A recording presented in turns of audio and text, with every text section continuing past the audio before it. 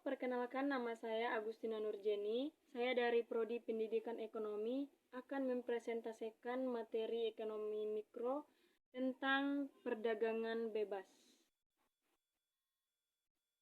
Di sini ada pengertian perdagangan bebas yang merupakan suatu kegiatan jual beli produk antar negara tanpa adanya kerumitan aturan atau birokrasi yang mengatur perdagangan bebas itu di dalam suatu negara, sehingga suatu negara, perusahaan atau perorangan sekalipun dapat menjual produk yang diciptakannya di luar negeri.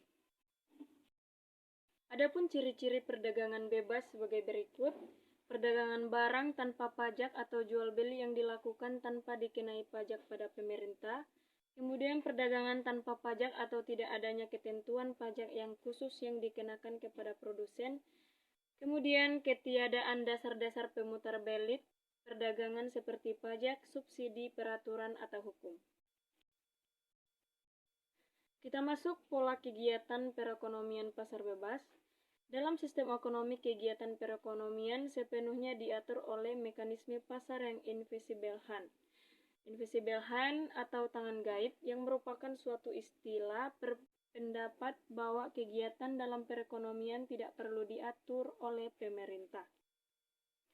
Ada pengertian keseimbangan sebagian dan keseimbangan umum, yaitu keseimbangan sebagian yang merupakan keseimbangan yang dicapai dalam pasar akan menentukan corak permintaan ke atas faktor-faktor produksi atau tenaga kerja. Kemudian ada keseimbangan umum yang merupakan untuk memproduksi barang-barang yang diminta sektor rumah tangga dan sektor perusahaan perlu membeli faktor-faktor produksi. Kemudian kita masuk ke kebaikan perekonomian pasar bebas.